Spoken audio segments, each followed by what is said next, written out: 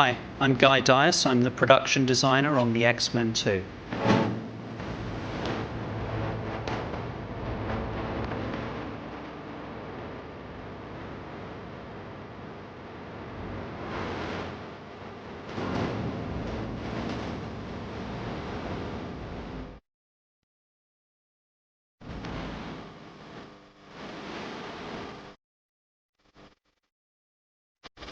I'm in charge of designing and building the sets, overseeing the costumes, overseeing the character design, and all the graphics and gadgets that you see throughout the course of the film, including a lot of the initial storyboarding phase, which I work with closely with the director.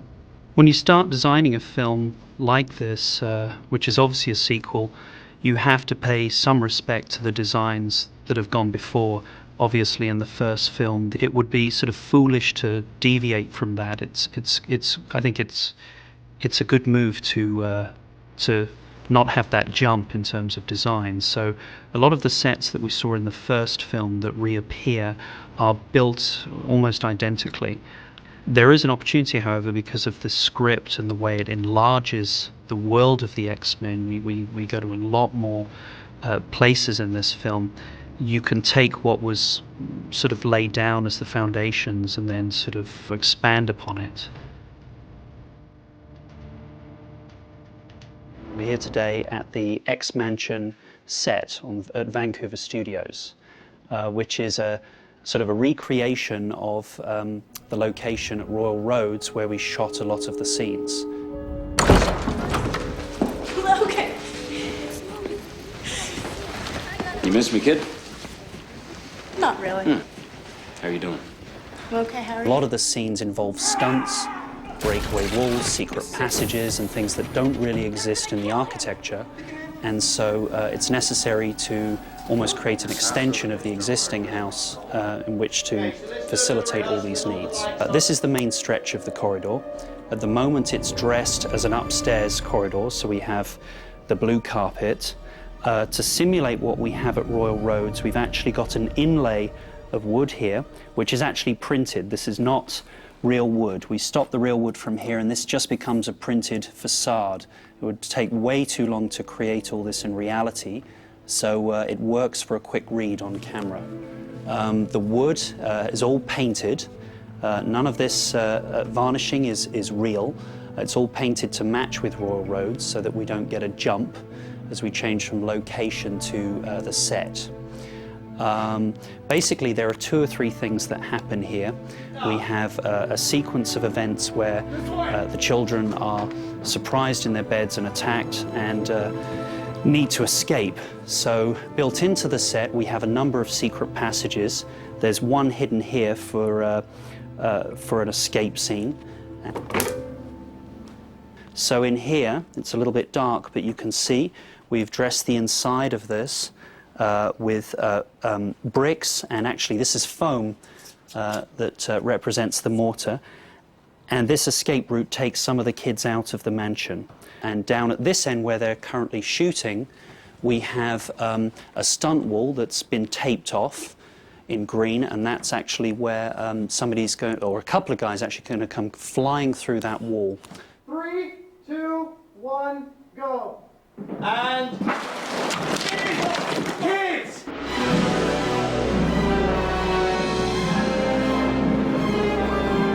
Excellent. Okay. Well done, kids. Now we're just going to walk outside of the set and see where we are in reality. This is one of the stages at the Vancouver Film Studios. This production is much bigger than the first one.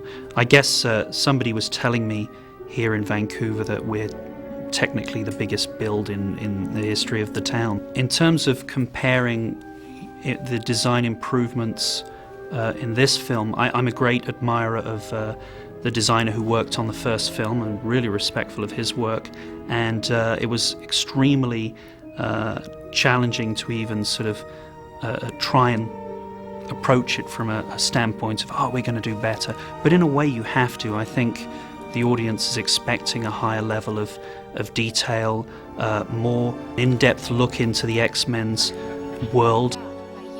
In the film, there's a museum set which we had to create, and initially I started scouting some local museums and exhibition spaces here in Vancouver, but of course they weren't quite what Bryan needed for his script, which was a science museum. There wasn't really anything along the lines of what he required. Originally, when we came to this space, I was trying to show Bryan a smaller area and suggesting that that could be entirely a mutant exhibit, and he sort of waltzed out into this big space and said, "No, this is the museum." And oh my God, what am I going to do? This was a huge set decorating job.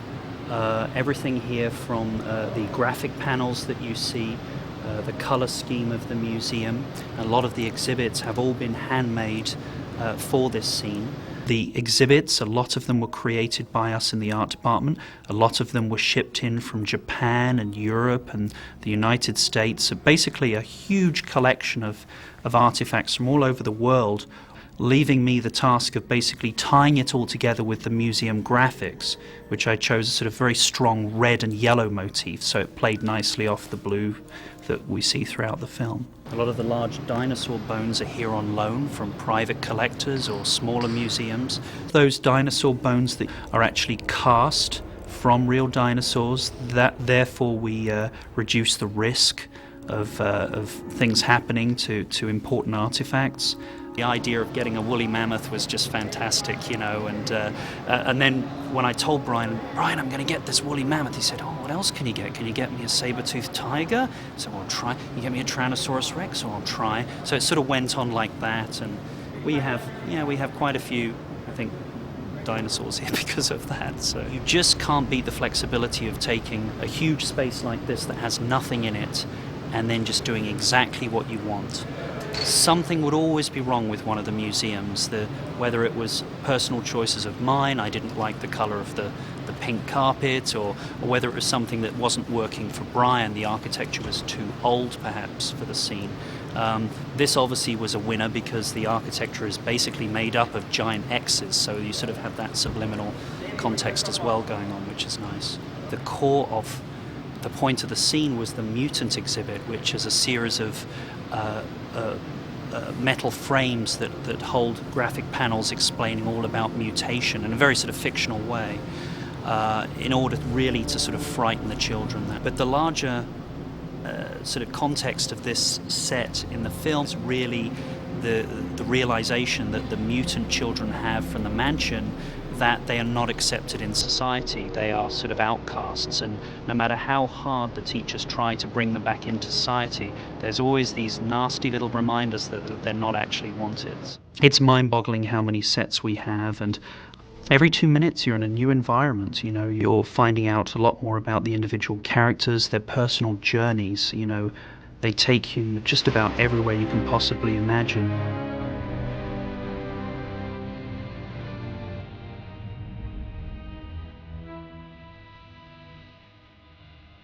So this is Magneto's plastic prison, and this is where he remains for the first part of the film. The set is about 20 square feet. It's not very big at all, and to accommodate a shooting crew on a set like this that's so small, we usually have a platform that butts up against one of the sides of the plastic prison, and we actually remove one of the walls, what we call wilding. That means that the camera can be on the outside of the set, shooting inwards, and give us the impression that we're still inside the set. There are a number of props and pieces of furniture here to sort of help sell the idea that we really are in a plastic world. Here's the famous plastic wheelchair that Xavier uses once he visits. The chess set, which was handmade, which is a major feature in the film. The bed, and then the desk. And some of the small things that we found around that are basically made of plastic to help sell the idea. Remembering, not an ounce of metal can really exist in here.